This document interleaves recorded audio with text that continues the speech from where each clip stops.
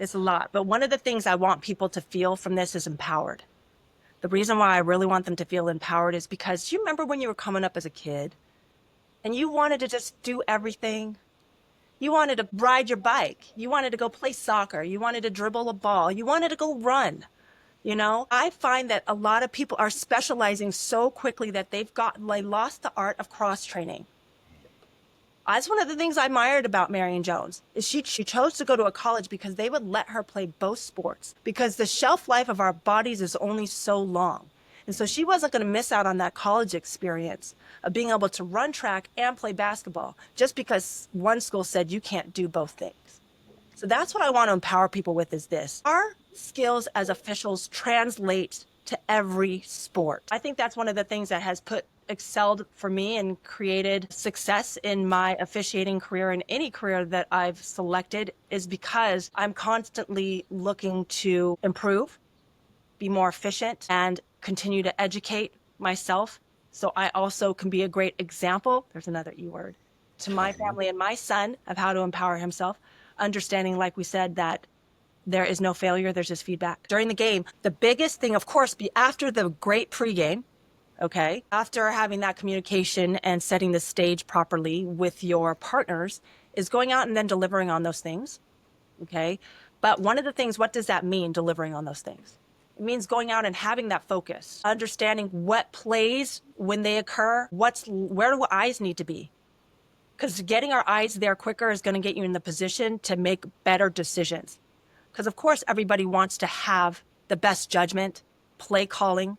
They want to be good partners, but we've got to put ourselves in the best position to do so. So understanding and putting the foundation in place, of course, with the fundamentals, the video studying, all of that stuff. But when it comes to being on the court then, is then putting those things into action. And now, Season 2, Episode 13, Letter K, Keys. Join hosts Dana Pappas and Nate Acosta with special guest Kaili Kimura on the From A to Zebra podcast. Welcome back to the From A to Zebra podcast. I'm Dana Pappas here with my co-host Nate Acosta. On this episode, we are going to talk to an official who has proven to be successful in not just one, but two major NCAA Division I sports, and we're going to talk to her about how she made that happen. On this episode, we are talking about the letter K and the word keys. Our guest will be visiting with us about the keys to her success, key moments in her officiating career, and some of the key elements for officials to progress through the stages of officiating. Our guest on this episode of the podcast is Kaili Kimura. Kaylee is a current Division I women's basketball referee and Division I volleyball referee who capped off her volleyball season last year as part of the crew that worked the national semifinals in Louisville, Kentucky. In addition to officiating, Kaylee is a financial professional, a mom, and a caregiver. Kaylee, welcome to the show, and thank you so much for joining us. Before we get started talking about the topic of the day, can you tell us a little bit about yourself and how you got involved in officiating and how you got to where you are now as an official? Great. So yes, great to be here with y'all. It's very much so an honor. In terms of my officiating career, of course, it started out as being an athlete. I was a 3-sport athlete in high school. Soccer was one of those sports, along with track and field and volleyball. I played basketball out of school, and my progression in going to college was a scholarship athlete for college in volleyball. And then I got recruited by a pro scout to play pro beach volleyball. And that was after college, because I'll tell you this, I sweat so much in college, I was like a powdered donut. I thought playing in the beach was the worst thing in the world. You see kids these days, they play at 12 years old, and no way was I even thinking about beach volleyball at that time. But yes, it just takes some key people to come up and talk to me about going to the next level, maybe upon seeing me play, and that's exactly what happened in the officiating world. So by just me being an athlete, an Asian mixed athlete at that, a lot of the Asian people that were in the basketball leagues recruited me over to be basketball officials as well as play in their basketball leagues. Okay, so that's one of the things I love about how I got started. I got started by people who were doing both things. Cameron Inouye was one of my mentors who got started and said, hey, KK, you should be an official. My other friends on the team, Bree Yap, she used to love how I would yell at the officials when they'd call me for a foul when I swear it was a clean block shot because I had hops. So I was like, I know that wasn't a foul. And she goes, okay, if you're going to yell at the refs, you might as well become one. I was like, well, if that's how it's going to be, I may as well become one. Just kidding. it kind of happened like that, but really I kind of had a mouth on me. And so moving over to the officiating side with good friends was something that I did because I was encouraged to do so. And I eventually loved it because I had some great mentorship and some good guidance. And so that happened on the volleyball and basketball side, since I was very much so loving both of those sports. And I kind of just got guided from there, especially being an athlete through my life in both those sports. So it helped lead the way. And I'm assuming volleyball was the first sport, or was basketball the first sport? Soccer was the first sport. Okay. In terms of playing, soccer was my first sport, but in terms of officiating, just because the season started with volleyball first, they were the same year. And then you jumped. Okay. So I just did them both. I said, let's dive in all the way. So I did them both back to back. And I was also a coach first for volleyball before I ever even officiated. Okay. And what was your first Division I conference? Was that a volleyball or basketball? Basketball. 2002, hired by Andrea. Okay. Into the Big West for the first time ever as a little baby. And she took me in under her wing, and basketball took off for me first. Okay. Volleyball, even though I was officiating at the kind of the same level before I got hired Division I, volleyball wasn't as clear cut when it came to becoming a collegiate official. At that time, after 5 years of working as a high school referee and doing multiple state championships, I finally got a letter in the mail that said, you're eligible to work college. And then I got sent assignments before I even met the assigner. That's how it worked in the volleyball world. It was kind of a mystery of how you got picked up into collegiate. Now it's a little bit more succinct in how things are done. There's observation camps and things of that nature. But basketball was really clear. You go to a camp, they like you, they hire you. If you don't, you keep going back until they like you. Yeah. That's you know. Yeah. Kaylee, like I had no idea you were a soccer player. I knew you played volleyball. I knew you played basketball, but I did not know you played soccer. So that's, I just learned something new about you today. And you said you were track and field as well? Track and field. I actually got to run with the notorious Marion Jones. She was Did you really? Great person, yes. We were in high school together and we got to run together. That's amazing. What were your events in track? So I was more of a field event person with the long jump and triple jump. You did have hops. Yes, I did have hops. In my freshman year, I got recruited to varsity my freshman year. But I still ran. I just wasn't as good in varsity as a freshman as I was a jumper. But when Marion came back in, I was like, we can win no matter what. Let's go ahead and do some 4x1s, 4x4s. So they had me in a lot of the relays. That's awesome. I love that. Yeah, did not know that about you. I love when I find out people's backgrounds and some of the things. I'm like, a soccer player? I had no idea. I think of basketball and volleyball and I think of you, but now I'm going to think of you when I think of soccer. That's great. So you were, we've talked a little bit about this, but you were a high-level collegiate volleyball player and you also excelled in beach volleyball. So how did your athletic career really help you to be successful as an official? That's a great question. And I don't want people to feel like just because they didn't come up as an athlete or in the sport that they can't be a great official, because you certainly can. I do feel like being an athlete, of course, because it guided me to the people that led me into officiating, was a big advantage. But just being an athlete in general, having a love of the game, being a student of the game for so long, studying the movements, not only of me being an athlete, understanding what contact constitutes me fouling or getting fouled, or one that we play through, and I expect it because I created it. It's just a different dynamic when you've been an athlete, understanding those kinds of movements and weights and measures. One of the other things of being a volleyball athlete, understanding the ball movement, the dynamic of where when you hit a ball, when you're having play at the net and it ricochets in a certain direction, what's really happening? Who is it off of? Who caused it?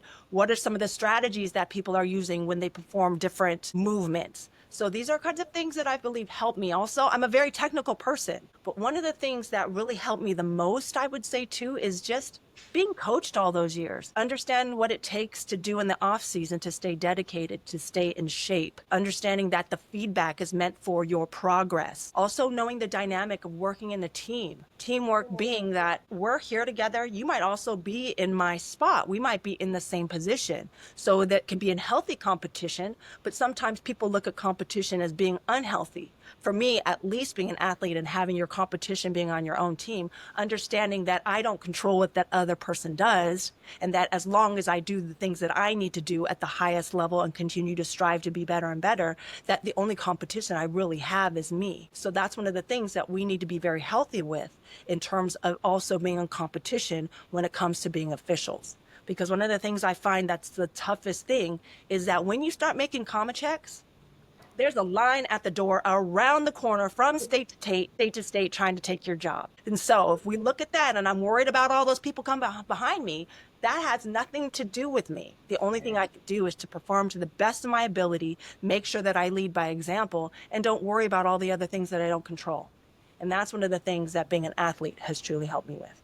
Yeah, I think that's a great point, because I think that a lot of times officials sit back and they're trying to compete with the person behind them that's trying to get in, or they're trying to compete with the person that's, got, 20 games and I've got 19 games. Well, I want those 2 extra games. And I think you can get lost in that real fast. And so I think that if everyone just focuses on themselves and competes with themselves, I mean, the bar is you're only gonna raise the bar, not only for yourself, but for the person next to you. And then it just makes officiating better altogether.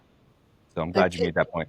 Kaylee, there was so much packed into that answer about being coachable, and I think we don't talk enough on the officiating side about the importance of that coachability and being able to take that criticism and take direction from mentors and trainers and all of those people, because that, as we get into the topic here in a second, we talk about those keys to success. Part of it is that ability to be coachable and to learn and to take those traits as an athlete, or even as an employee, taking that feedback from your boss or whatever. So I think that that's such an important element that we may not really talk about enough with regard to constructive criticism and feedback and how we get better from that. Absolutely. I find that we can't be sensitive. True. They're tender. We can't be tender. And that's one of the things I feel is growing up as an athlete and constantly getting feedback, being the hardest on ourselves. My dad was a psychologist, so using the power of our minds is something that I feel I had an advantage of as well when that conversation was always open. But one of those things is understanding the mindset and the mentality and where we can waste time or where we can capture it back, but understanding that we focus forward and understanding that anyone that's achieved with whatever they've done have suffered setbacks, have gone through failures in order to go forward. So as long as we're not too hard on ourselves, understand perfection is not ever achievable. There's no such thing as it, but we strive to be the best that we can be and also laugh it off when things don't go right, because nobody has a perfect day. I don't know the last time, Nate, you had a perfect game. I don't think that kind of thing exists, right? So we're never going to be perfect. So we can't dwell on that. In fact, the faster we get past it is going to lead us to more success and increase our learning. And the play recall that comes from that, right? Understanding where we jacked it up before and say, now when I see that again, I'm going to understand where my decision is and how I can make it quicker. So just being an astute learner, a real-time adjuster, especially when camps are so competitive. And it's nice now to be on the side of camps, or I'm actually on the instructor side, but even in the basketball side, I'm still in camps where I am on the learning side. And it's good to still be there because we want to continue to grow and no one ever stops. We're only as good as our last call, right? That's right. Hey, and just listening to that, that kind of leads into the topic of the day, and that's keys. You mentioned a few things that you think about and you do in your off season, and to me, it sounds like a lot of that's been a lot of the key to your success. And so, as we mentioned in your introduction, you have a full schedule between officiating and life. What have been some of the keys to your success as an official, despite all the other obligations in your life? There are so many obligations, not so many keys as to why I'm successful. So many obligations that we all have, right? I've got my 13-year-old son. I've got my mom who's 82, who I'm the main caregiver for, though we do have caregivers 5 days a week, which is such a blessing. But being able to tuck her in bed each night I'm truly grateful that she's still with us, but she's totally immobile. And so coordinating that, understanding that I've got this amazing family that I want to dedicate to.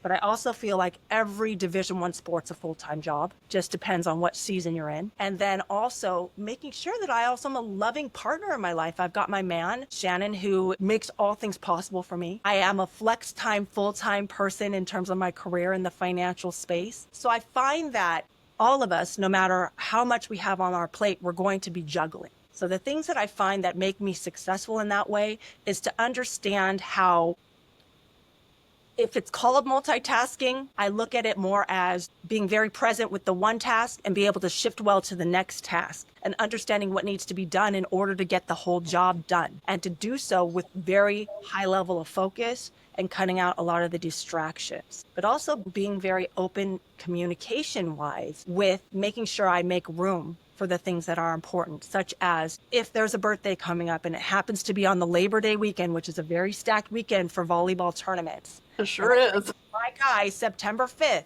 are we doing something on your birthday, or are you okay with on the weekend that we plan it for a different time and we make a special day for that? Majority of the times he says yes, and sometimes I know the difference to say, that was that yes, or that was a not so much yes. Sometimes we have to read minds, right? Men out there, right? Anniversaries, certain ones are more important than others. Absolutely. But I find that what I'm doing better now is closing out dates for the things that are important, understanding that why I have pivoted to being so focused in my career as well is so that when I do take time out to be at my son's events and I'm not at those games anymore, that the money is still coming in as well. Having a career that is flexible around achieving in my officiating world as well as in my professional world. With both of them are professional worlds. But I find that with that pivot, in having more freedom of our schedule, that making time for the things that are important, because time flies by so fast. Just the other day, I felt like my son was 6 and now he's 13, right? Yeah. And I have less time with him being at home before he goes to school than I had with him already. So understanding the importance of these moments, making time for these moments, and also being blessed that I have assigners that are very understanding, very family oriented, and they don't hold it against me if something has to move. And it's just been a blessing to be supported in both of my officiating lives. That's great. But it is such a personal mindset shift, because even if you have people that are supportive as far as family, job, assigners, you yourself have to make that mindset shift about making that time, because only you can control your schedule as far as I need to be home for this birthday or this event or this anniversary. And sometimes it's hard because you don't want to lose steps and you don't want to backtrack or any of that. So I think that once you can kind of wrap your mind around, I need to make time for the things that are really important, if it's family time, if it's self-care, all of those things that I really think we neglect a lot. Yeah. And I'm definitely speaking from experience, because I used to have no work-life balance. It was like work 99% of the time and life about 1% of the time. And when you take control of that, you start feeling better. You start doing things that are healthy for you, for the people in your life. Like everything starts to get better when you finally go, what am I doing? Like everything's so out of whack. So I love that you talked about that, because that's making time for things that are important is super integral, I think, in success. And not only that, it also makes the job, you become more productive and efficient, and you actually become a better version of that official when you have that work-life balance. Because if you just focus on that and you don't have that work-life balance, me, for example, you tend to either face burnout or, and your game struggles. And so when you find that, it's just, you become more productive. Absolutely. Absolutely. Thank you for mentioning the self-care portion, because you're right, Dina. Sometimes we set that aside. Or like you said, if you don't make time for other things because you're Mr. Available or Mrs. Available to everything that everyone wants you to do, then you will suffer that burnout. So as long as and that's what I work on doing too, is understanding I also have God time, right? Spiritual time for prayer, wake up with something that's enriching, go to bed with something. I'm making sure that I don't put those kinds of distractions that are unhealthy in my way. That if I schedule time to sit with my mom and watch a movie, I'm not sitting there doing a marathon of movie days for 3 days in a row. No, it's like I could watch some television with my mom. Otherwise, the TV's really not on. So I just cut out the things that aren't as important to me so I can make time for those things that are, but also understanding, yes, you might need that downtime for a second. Sitting there, going outside, getting some sunshine, reminding yourself to do that, right? Scheduling those times to exercise, hit that hill. Those are my hill runs. And even if it's short periods, understanding how important those things are and scheduling those times in are very crucial. And then maybe pairing up your loved one to do them with you so you can knock out 2 birds with 1 stone. Love that idea. Yes. Love that. So, Kaylee, what have been, going back to key, so what have been some key moments in your officiating journey in both sports? Kind of those moments where you felt like the course of your career changed. Just like we spoke about earlier, if you haven't experienced setback, you haven't experienced success. So I could tell you, officiating journey is a roller coaster, just like anything else.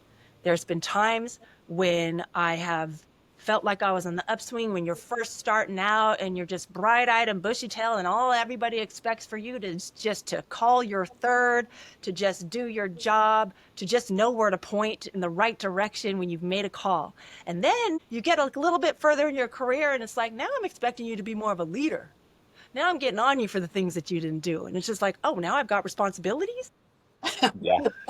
So just know that people are going to go through the stages of their career when more is expected of them, but also where you want to expect more of yourself if you want to walk into a leadership position. Also transitioning from being the person who is the person who's taking the instruction to the one who's now looked at as a mentor for others. We're constantly being watched no matter what. I'm still watching my mentors as well as being an example to others. So these are the things that I don't want to ever forget. Just because I've reached a certain place doesn't mean that I still don't rely on the people that have brought me to those positions to be able to help others and still learn from those people who have been in my shoes and have gone a lot further than me. So my eyes are still open for learning. But in terms of this roller coaster, there's been spots where in basketball, I worked the NCAAs in terms of as an alternate one year in 2016, had a better year the next year, did not come back. At that point, I could sit there and be like, oh my gosh, I'm failing. Or I could sit there and go like every next event that I have, every next game, every next match, I'm just going to bring to the table what the highest level that I can so that I can impact that game positively. And if I continue to get rewarded by the outside influences that I have no control over, great. But the thing that you need to rest assured with is that talk inside of you that says, as long as you can look in the mirror each night, that you did your best for that game that night, that you did the thing that was integral, that took courage versus taking the easy route, which is not always the right route. The right thing to do a lot of times is the most courageous thing to do, and it's the hardest thing to do. And I'm not saying I'm always great at that, but one of the things that I do strive to do is understand the spirit of the game, do what I believe is right for the game, and do what's right for the players, the athletes, the spectators, and my fellow partners. And then if I did that and I treat people well along the way, then I can be satisfied with my performance, no matter whether I'm on the upswing or downswing. But yes, Dana, to long story short, there was a time where I wasn't on Violet's roster. I actually got let go from the WAC before Violet took over. So when she took over, I was in none of her conferences. I did not get adopted in. So there was a time where we were like in the room of the people that were not on Violet's roster. We were the only ones that were at a camp because everybody else was at her camp because they were already on her staff. And we were like, oh my gosh, is this it for us? Are we never going to be on the, I just wanted to be in the room. You know, Yeah. I knew that the best tutelage was there. I wanted to be understanding and listening in and getting that kind of growth because I'm hungry for that learning. And when I finally got hired by her, I was like, now I'm back on a position where I can continue to grow. I had no expectation to be in the pack. So getting in the pack with Violet was also a monumental moment. But in volleyball, Joan took me under her wing. Marla was the first person to hire me in the Sky. She gave me the chance. Okay, because again, I didn't know how to get in. There wasn't a camp, right, Nate? Wasn't a camp. Right, Dana? In volleyball, there wasn't a camp at that time. And then I had a pivotal moment in one of the camps for the Big West where one of the coaches kind of like got in my face because of one of the mechanics we had to do where we had to stand between the court and the ref when they were yelling across the court. And this coach was known, like legend in the game. And I was this new person at camp, first time trying out, got in front of him and was like, just talk to me, coach. And he was like, don't you ever stand in front of me when I'm yelling across the court. I was like, well, okay, but you're really not supposed to yell across the court. And so I asked for, we can't do that. I believe I asked for a yellow card in camp. And so after that, you know what he said to me? He said, afterwards, he goes, you look hungry. Do you want a granola bar? So I'm like, first you chewed my butt. Then you thought I was hungry. And Now you're giving me a snack. And from that story spread like lightning in the officiating community, and then the assigner hired me.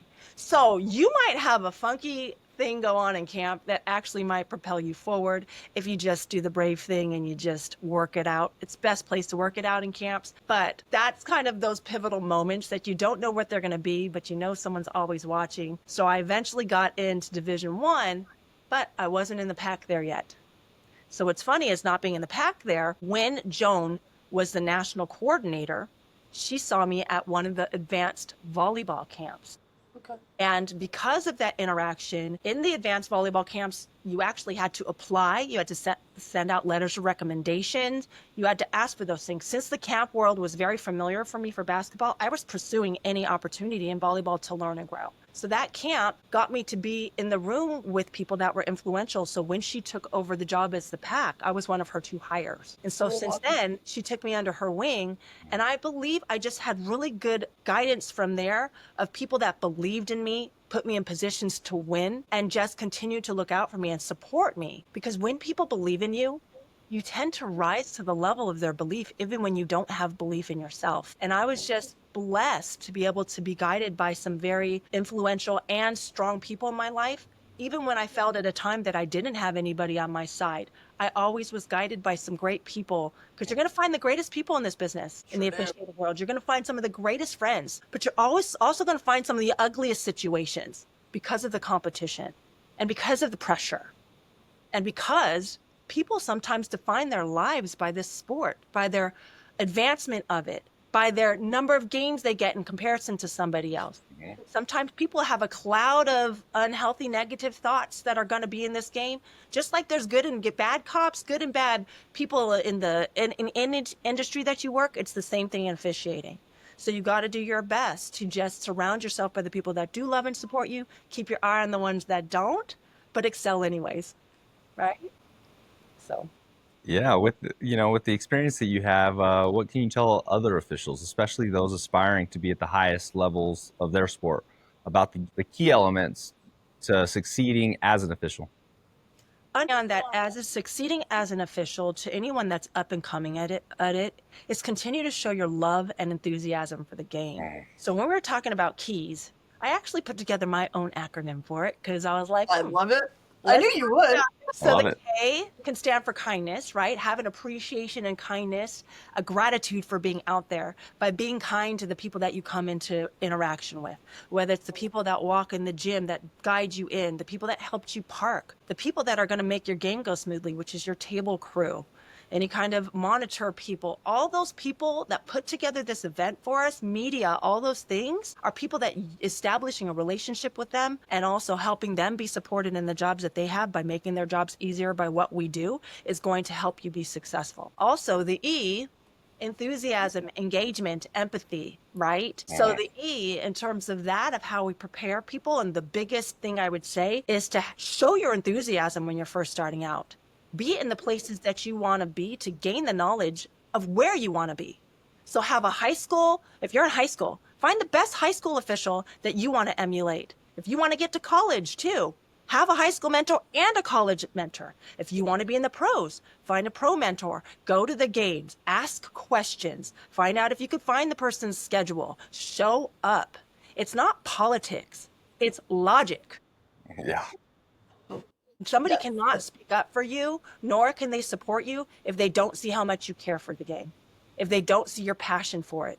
So always be upfront about the things that you want without being too overt and pushy. But if you want to be a good mentee, it starts by initiating that relationship. But one of the things people need to understand is, even no matter how much passion you have for the game, no matter how much love you have for it, in being a student of it, you've got to study things not only on the court, but you got to understand the workings behind the scenes, which is, don't get caught slipping. Be professional. Dress in the way that somebody would want to hire you. Handle yourself in a way that someone would want to hire you and be associated with you. Just like the calls on the court have to be supported by our coordinators, the calls you make off the court need to be supported as well. Don't be coming in all late and nonchalant, all tore up, unprofessional, sitting there doing things that, not getting your paperwork in on time, not communicating properly with your partners. Make sure that if something's going on that changes plans, that you get in touch with people. Be available a little bit earlier. Also, if somebody wants to communicate, if someone's, in terms of like your partnerships, if somebody wants to meet and they're like, I'm going to be at a Starbucks, show up. The best thing you can do is show up for people, and also make it available for others to show up so you can help them along the way. If someone's never been at a gym before or never been at one of these schools, it's their first time, maybe offer to get a coffee with them ahead of time and guide them in, or have a little bit of a warm up before you just jump into a pregame, right? Make sure you do have a thorough pregame and postgame. And a lot of times, make sure you also point out the things that you did first so you can make it comfortable for others to point out and be vulnerable with you. I find that once you're in leadership positions, you need to create the safe space for others. You need to show that this space is okay for you to come out and share about your thoughts, not only on your own game, but that me showing on my own game will give them the permission to also chime in and give their feedback, not only about their game, but about the things I'm asking about mine. But I find that for me, being in a position of power now, I need to initiate those kinds of conversations, or a lot of people are going to hold it in, not say anything. None of us got better, or worse than that, they're going to go now talk about you to somebody else and to your assigner, and you didn't even know about it. So That's one of the right. things is have that integrity that when you're in that post game, that you've talked about it first before you go and rat it out to somebody else in a position of power. Because those kind of things spread like wildfire too, and we know where to put those people. But if you're just that person that you are showing how you want others to treat you, and also showing that you're going to treat them in the same way with that same respect, that's going to go a long way. And I hope that's one of the things for me that actually started to prove true is, no, I didn't feel like I had necessarily a clique or people in positions in my officiating world that had necessarily were going to speak up for me. Okay. Well, one of the things I did, and I tried to do well with every game, is be a great partner, lead with integrity, and also give my all to that game and be as good to the people around me as I could. And hopefully that would stand out not only with the players who said, hey, oh my gosh, there she is, there's my favorite ref, right? Or the coaches that are just like, okay, at least I know what I'm going to get each time that I have her. But that eventually will speak out over time, and those relationships will end up bringing more positive attention in the long run, which eventually will continue to have you climb the ladder in your games as well. Love that. So kind of a continuation. Let's talk about when you're actually on the court. So what are some keys to excelling during each of the games that you officiate, or for any officials? So what are keys to excelling during a game? Oh gosh, during the game, the biggest thing, of course, be after the great pregame. Okay. After having that communication and setting the stage properly with your partners, is going out and then delivering on those things. Okay. But one of the things, what does that mean, delivering on those things? It means going out and having that focus, understanding what plays when they occur, where do eyes need to be? Because getting our eyes there quicker is going to get you in the position to make better decisions. Because of course, everybody wants to have the best judgment, play calling. They want to be good partners, but we've got to put ourselves in the best position to do so. So understanding and putting the foundation in place, of course, with the fundamentals, the video studying, all of that stuff. But when it comes to being on the court then, is then putting those things into action. Understanding that you need to get in position so your eyes can be steady for when the play is about to happen, so you can see contact that's about to occur. You can understand that if it's going to happen at the net, what could happen after that? What's my role tonight? Am I the two that's on the floor, or am I the one that's going to call the ball handling up at the net? When I'm the two, maybe not look at the ball handling. Now I got to pay attention to my job, which is the net.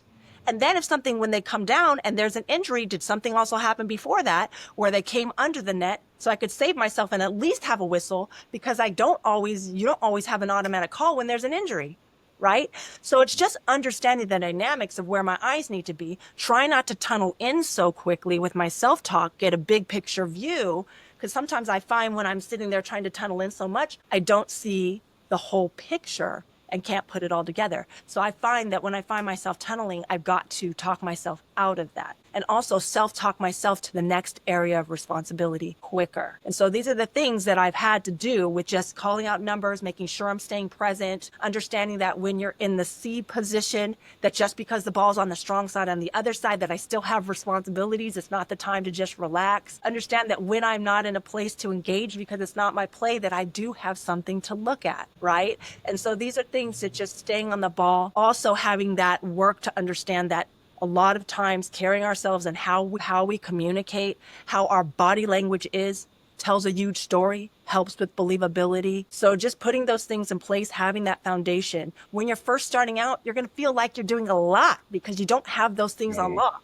But understanding as we continue to grow in this game and we still have those, that we have to keep those things strong, have to still understand what made us be the official that we are today and keep doing those things to on the court, in the game that made you successful in the first place. And do your best to start off the next season where you left off in the last. So Dana, like you said, if I left off in the semis of last season, where was my mentality? How was my focus? Bring that to the first game and do my best to do that. Yes, Nate, as you know, and Dana, when we start off a season, we're like, oh, we're just brushing the rust off. Well, guess what? A lot of time when that ball goes up, we're not going to have time to brush any rust off. So you better get it off before that point, right? And understand it starts from the jump. It starts from the tip. For us, it starts in the pregame. It starts in the communication with each other. But for volleyball, it starts when you go and you gauge a ball. When you go measure the net, someone's watching. I had a coach that told me that was one of their favorite things about me, is that they know when I come in, I'm going to measure the net and make sure that that thing is tight, as it's supposed to be. Some people, they might not find importance in that, but it's just, that's what we're supposed to do. That's one of our jobs. So I'm going to do it well. Am I going to do it so anally where I'm stressing everybody out to take down the poles and take down the pads and take off the stand? No. Have some art versus science. Work within that, but do your job, right? And do it with pride. You know, yes. I'm listening to this and you're going back and forth from volleyball to basketball, volleyball back to basketball. And I know for me personally, like, just being a Division I basketball referee is hard, right? The off season's hard. The preparation for the season is hard. The season itself is hard. And so I couldn't imagine doing that in two sports. And so that kind of transitioned into our next question. And, you know, how do you do it? How do you transition, since those two seasons overlap? You know, how do you seamlessly transition from volleyball to basketball, and then basketball off season to volleyball off season, and then volleyball off season to basketball, you know, that kind of thing. So It is. It's a lot. It's mind blowing. It's a lot. But one of the things I want people to feel from this is empowered. The reason why I really want them to feel empowered is because you remember when you were coming up as a kid and you wanted to just do everything. You wanted to ride your bike. You wanted to go play soccer. You wanted to dribble a ball. You wanted to go run. You know, I find that a lot of people are specializing so quickly that they lost the art of cross training. That's one of the things I admired about Marion Jones, is she chose to go to a college because they would let her play both sports, because the shelf life of our bodies is only so long. And so she wasn't going to miss out on that college experience of being able to run track and play basketball just because one school said you can't do both things. So that's what I want to empower people with, is this. Our skills as officials translate to every sport. And so if your desire and your love is to do multiple sports, the sports need you to do that. Now, there's going to be haters out there that just say, because I can't do it, because I can't focus like that, that means that person's not as dedicated. Let them be haters. The haters are going to hate no matter what. But at the same time, when I started, was I sitting there advertising that I was doing it all over the place, that I was in both sports, and I'm like, look at me here, look at me here. No, keep your life. Like I said, compartmentalize, focus 100% of the time with where you're at, be present. Do the things you're supposed to do there. Then when you go to the next things, do the things you're supposed to do there. I picked two great sports that there's no confusion. In volleyball, I'm not resetting a shot clock to 30 seconds. Okay, so I'm not sitting there confused as to what my signals and mechanics are. I actually feel it's tougher sometimes being a basketball official in all different pro-am, high school, college, right? G League or all those different things. I think it's harder sometimes because I did FIBA and I also did Division I. It was harder to me to sort out some of those signals than it is for me to do two different sports. Yeah. So I loved the dance of them both. I loved the balance, and it actually gave me a reprieve, but kept me in the mind state of being an official, blowing my whistle with command, using sharp signals, having the confidence, staying astute and being quick with the game, understanding where my eyes go. They complement. Talking, communicating with coaches, bringing the skill set that you have to both sports, they complement each other very, very succinctly. They're good to do. Again, don't have to sit there and put your business out on the streets, but understand you're bringing value to the game and it is possible, but you do need to stay organized. And on the overlap, you do need to communicate very, very strongly. I wouldn't say strongly. You need to keep the lines of communication open with your assigners. One of the things that was good is I was hired Division I first in basketball. So when I took on volleyball, they understood and I made it clear that the priority was my basketball officiating when I came into volleyball. And they were still willing to work with me within my schedule, understanding that basketball was a priority, even though it came second in the season. So how I had to do that is I had to understand that I was going to create space for what I understood about the assigning process for basketball and make sure that I was available to those things. And also to speak with my assigners for volleyball that if there was a conflict that came up, that basketball would take the priority. But do my best to also avoid those, understanding where the games are working together, also communicating with my assigners as to what states I'm in. So if there was another place that they could piggyback with doing a volleyball and basketball game in the same town or at the same school, which I have done, they have been very good in working with my schedule like that. But I'm sure some people are saying, oh, that's all fine and dandy for you, Kaylee, because you're already Division I at those levels and they already know how you're doing, right? Some of that might be true at this point, but in the beginning, it was not the case. It was kind of stressful.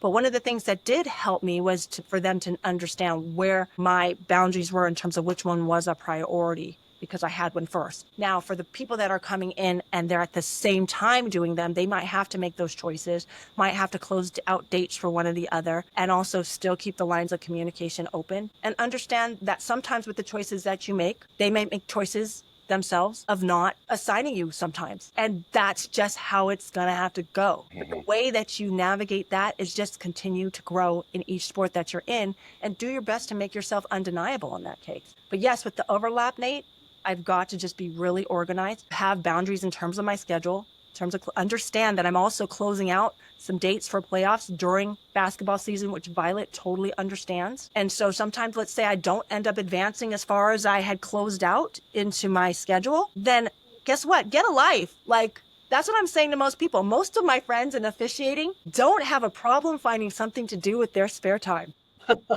So if any day that I end up having off because of the choice that I made, I'm not going to cry over I'm not getting a check from not being assigned that day. I'm going to sit there and be like, this is another day that I get to achieve some of the other goals and the other time that I get to have with my family or do things with them or fill up, anything me time, right? So you can maximize whatever times you have off.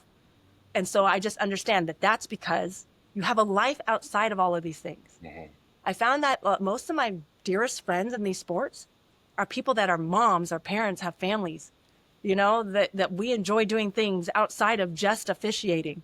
So a lot of time when we get together, we don't even talk sports. We're just sitting there having a good time, enjoying life together. And so that's what I mean by get a life. Like, enjoy your life outside of sports, because there's more outside of officiating, because there's a lot more to have going on in your life that is important, that needs your time and energy as well. You brought up the whole just communication with your coordinators and your assigners, and I want to speak to our high school officials out there. A lot of you are multi-sport officials, and I think when Dana and I were in the state association office, I think we did see a lot of just miscommunication or just not very good communication between officials and assigners.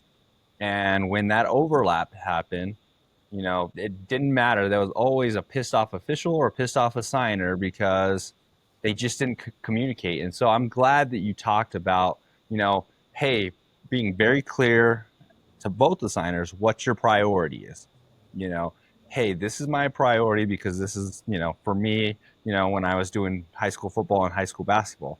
Hey, as soon as basketball season starts, I'm going to close out dates. So that is my priority. And that was always my communication with the assigner. If I don't have any dates and you're short on somebody, I can pick up, whatever the case may be. But the assigners knew what the priority was. And so I'm glad you talked about that, because I think a lot of times our high school officials they don't communicate, or they play games with the assigners like, who's going to give me the better game, and who's, and so it's just have an understanding, let your assigners know exactly what you need. And I think if you communicate, 99% of them are going to work with you. Absolutely. And there is an art to communicating. We got to admit that, right? You can't just shove it down their throat and be like, well, they're my priority and you guys are secondhand. Like, of course not. Right. There's an art to it. And I would say consult your mentors before you just send out an email, maybe before you send a text out, because you can't get those things back. So it's nice to consult with somebody that you do feel has good relationships with people, communicates well. I don't care if you consult AI, do something. But one of the things that I would say is you have to establish boundaries for work, making time for those things like we were talking about. And if that, like you said, the dates open up, sometimes I'll say because Joan is the one that usually gets a little bit less of the games during November. But I'll say, Joan, if there's a date that you really need me, I'm going to do my best to make it happen. And Violet understands, right? So sometimes we'll plan that ahead of time, or she'll be like, Kaylee, if you don't get a game on this day and it happens to be where there's a cancellation, I'm going to let you know, I'll reopen up that date for you. And you'll see that it is available. Or I'll communicate with her that it did become available, but no expectation to fill it. It just depends on your relationship with the assigner, but you've got to create one, and you've got to have this open instead of avoiding it. And yes, if you piss somebody off, you better fix it again so that doesn't happen a second time. But one of the things I would say is I use an actual planner. I use an academic calendar, thank you, that goes from June to July. Thank you. That one, that one's so tough. And if I'm with you, Kaylee. That's fine. But I need to see things at a glance so I can flip to it quickly, and also have my one season in one calendar instead of flipping in the middle of January. So get the calendar that's going to work for your sport as well. So I would say that is important. With volleyball, we can work 2 games in a day, 3 games in a day. So sometimes you have to pay attention to how you're closing out times and dates by say only close out the portion because the other portion is available. But that's all fine and dandy for someone that's in demand. I get it. And starting out, I wasn't that person. So like I said, when you're starting out with people and they're athletes wanting to become officials, they've got to learn to be game managers off the court of their own schedules and great communicators. That's in life. You can't function in life without being that way. So those are the kinds of things that need to start. And if you need a mentor in the getting organized category, if you have to hire somebody, do that.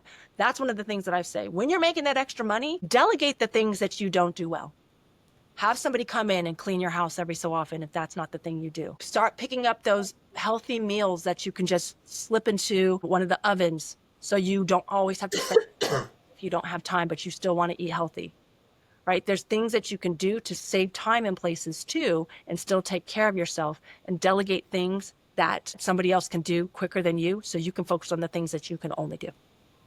I think, Kaylee, you were talking about this and Nate hit on it as well. So one of the things we used to talk about at the high school level was with our assigners, we would always say, hey, we're going from football to basketball or from basketball to baseball.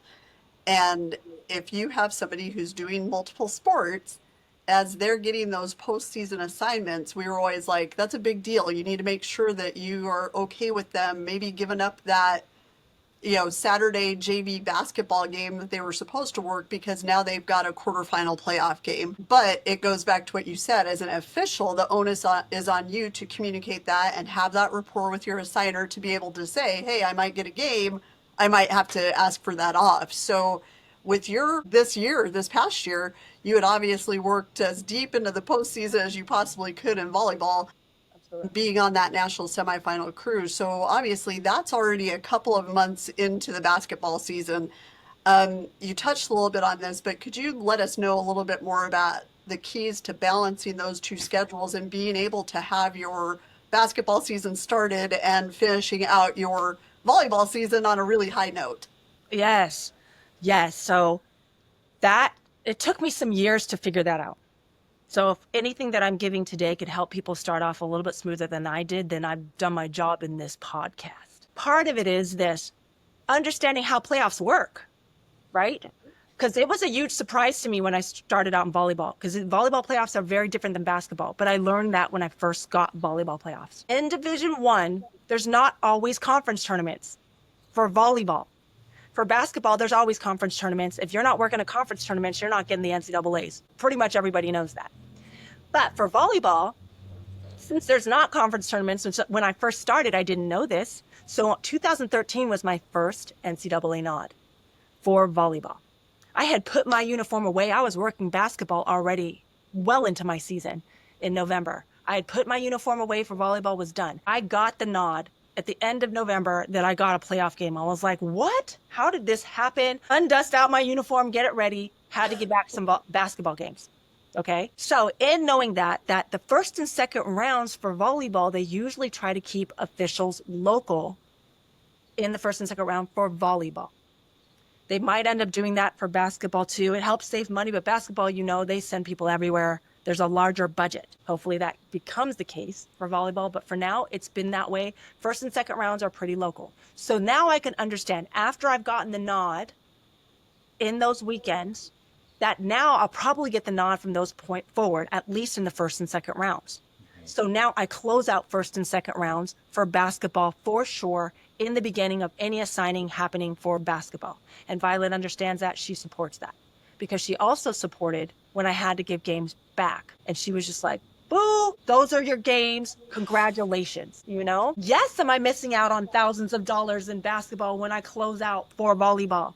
But that's not the point. The point is that the people that have invested in you in the sport that you are in have recommended you to reward you and also do a service in representing their conference by choosing you. So you want to show that you appreciate that and do the best that you can by continuing to advance, because they've put stake in you as well. So that's one of the things, is just understanding the importance and the honor of that. And so yes, as I started to understand the flow of volleyball playoffs, I realized that those couple weekends were weekends I was most likely going to get assignments. And like I said, if I ended up not getting regional assignments on that next weekend and I closed them out, and basketball I wasn't getting assigned, then I'll find something else to do with that weekend. But I have been blessed to continue to work on. Some I haven't. And the games are already assigned for basketball. So it's not like I'm calling up Violet at that time and being like, Violet, I became available.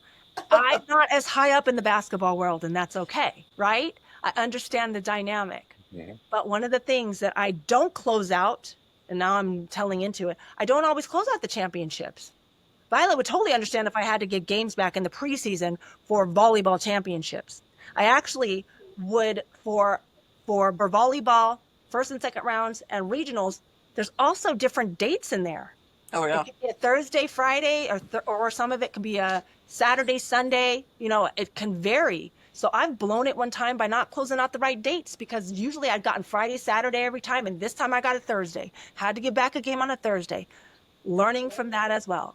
But it's just nice to have assigners that understand. I try to communicate, hey, like you said, I communicate ahead of time.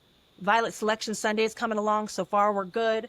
But I just want to let you know. I'll let you know if I get an assignment, just so she could cheer me on. Like, Violet posted something about me to everybody in the officiating world, showing pictures of me on the big stage, just because she's supporting another official. If some people aren't as supportive in that way, I'm blessed to have assigners that are, and that understand what it's like to be in the game, because they were officials and athletes themselves. So the reward has been rewarded by my people as well that have been on my team and being supportive. So I'm blessed. But yes, not every assigner is like that. So sometimes you have to give them the heads up.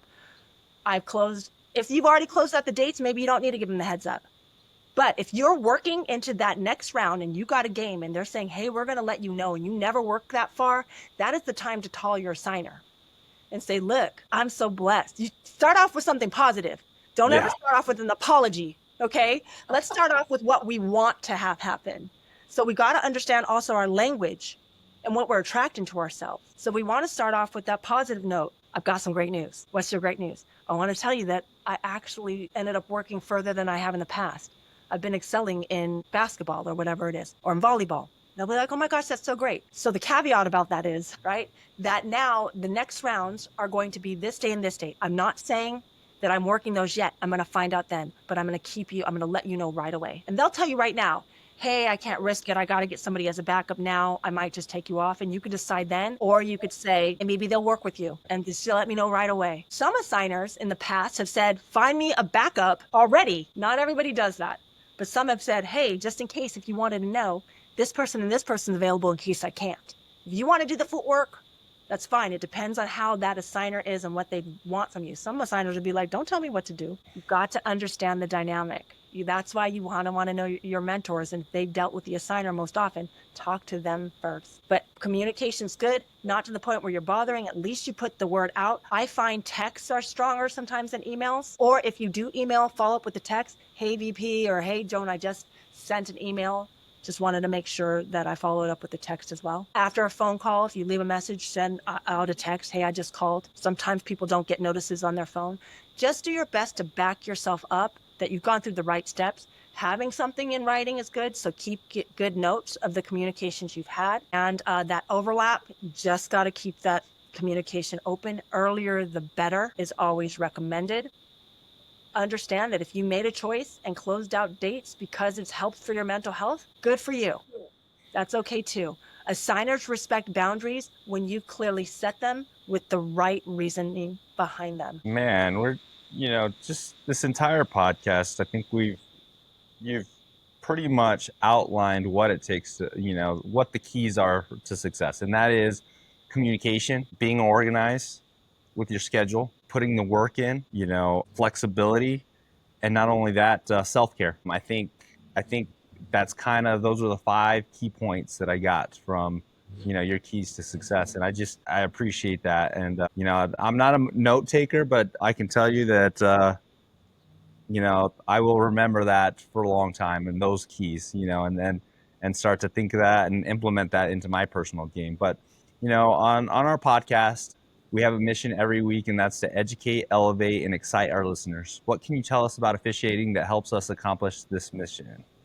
Say the words to me again one more time. Educate, elevate, and excite. Educate, elevate, and excite. Ooh, those are the 2 E words. All 3 E words. The E's are everywhere. E's are everywhere. Man, I didn't have those on my E's. Education is every day. So I think that's one of the things that has excelled for me and created success in my officiating career and any career that I've selected, is because I'm constantly looking to improve, be more efficient, and continue to educate myself. So I also can be a great example. There's another E word.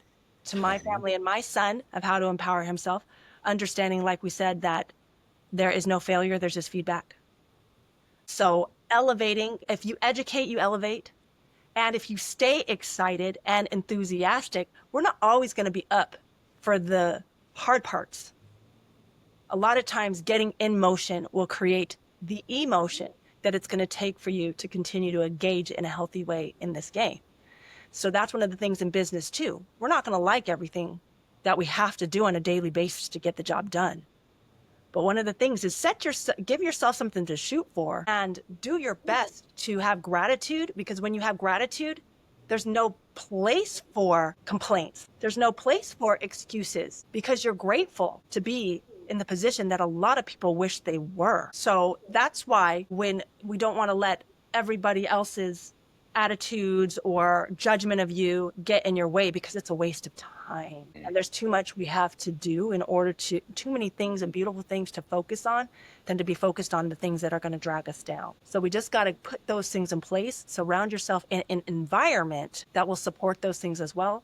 But you have control over that, what you put into your mind, and how to keep yourself excited by doing the things that it takes to be successful, and to have a great attitude about it, and to take that time to rejuvenate. Okay. But I didn't also finish my last 2 acronyms, right? So the why, I put why. It was kind of hard to find a why, but it is. And. So yes, and. You hear of the yes, but people in camp. And you also hear about the no buts, but do our best in life and in officiating to be a yes and person, especially when you're communicating with coaches, your partners. Nobody likes to be shut down by telling them they're wrong. And a lot of times coaches come at you and they're not right, but they think they are. So it's not a point that they're wrong. It's a point that they have their angle, you have yours. So we've got to come at them from a place of being able to bridge the gap. So a lot of it's finding something to say yes to and possibly add another perspective. But I promise you, if we approach life and people with yes and versus yes but or no but, it's going to help you to be successful in connection in every walk of your life. And then the last thing is S. There's so many. Service the game, support others, be sensible, meaning showing good judgment and be practical, right? Find those systems that are going to keep you focused on the things that will provide the best calls possible. And also work on your signals. I find that's the thing. I might not be the best at all of these other things. I might not always make the best calls, but one of the things I'm going to do my best is to look good when I'm making a crappy call. No, just kidding. I'm going to do my best to look good. I'm going to do my best to look professional, to show that I care, to be very clear with whatever I have, and to show that I care about how I look and what I'm communicating body language wise. And our signals are a huge part of every game. And I believe that's why with basketball officiating, we use signals so much. When I brought that to the volleyball world, I believe that also elevated me because I was sharp with my signals. And our communication in basketball has to be so quick and under pressure that when you bring that kind of communication to any sport and you're confident in your communicating, understanding that you don't always have to be right, you just have to be willing to listen and find the place where we can now, how we're going to move us forward. Those are the things that set you apart as well. So I hope I completed my keys. You did. And you know, it's funny that you talk about signals, because I can tell you that the one person that taught me the importance of signals is actually a volleyball official, and she is a legend in New Mexico, and I'm pretty sure she's a legend in the country. I mean, but Nora Carter. I hear you. Yes, Nora Carter was always big on. I would watch her with, you know, the volleyball officials that she was mentoring, and she would talk about the importance of having strong signals, and I would take that into basketball season with that mindset. So volleyball teaching me some things. Yes. Volleyball signals, we're so quiet in volleyball and compared to basketball. We don't use our voice as much in volleyball. No. So volleyball signals count so much. And in basketball, there's a little bit more personality I feel you can bring into basketball. Your voice, command, presence, but that also works really well when it comes time to open our mouth when volleyball comes along, right? Yeah. So like I said, every sport, we bring our strengths. You bring your confidence, but if you take pride in the things that will help make you more believable, will help you with your confidence, whether it's posture, but you got to be open to another person who you trust coming in and giving you that feedback. And you have to seek it. You can't just watch video for the sake of watching video. You have to have the eye. To develop the eye, you need somebody with the eye to come teach you that. So initiate those kinds of interactions. Otherwise, you're just going to repeat the same things you're seeing because you don't know what to do any better. Because nobody told you. So that's why becoming a mentor, but now becoming a mentor, yes, but still having a mentor and still trusting that eye from others, but asking. Now that I'm at my level, people don't offer the information. I still have to ask for it. Now, more so now than I did before. Man, Kaili Kimura, this was a great conversation. It was kind of a clinic. I am a note taker, and I was taking notes, and I'll share them with Nate because he just admitted he's not a note taker. But that was a great conversation talking about keys. It was, you know, Kaylee's keys. I like it. So KK's keys. There's a lot going on. We have so many letters. It's so fun. But this was a great episode. Really good conversation, and we just want to thank you for your time and thank you for what you do for officiating and for your friendship. And you're always a light in this world. So we appreciate you and what you bring to the table and what you've taught our listeners. So thank you so much for appearing on From A to Zebra. Thank you so much. It's been a true honor to be a part of this conversation with people that I really enjoy as well, and also with what you've done with your podcast from A to Zebra, all of the people that I've seen that have been in this stage, I'm an honor to be associated with them. So Well, thank you so much. And I'm excited for all that's to come with this podcast and more. Appreciate you. Awesome. All right. And to our listeners, thank you for joining us from the A to Zebra podcast. Don't forget to check us out on Facebook, Instagram, and X for more information about the show. See you next time. Be sure to hit that like button, follow, subscribe, and also catch From A to Zebra on Instagram at from_A_2_zebra, Facebook, From A to Zebra podcast, and on X at From A to Zebra.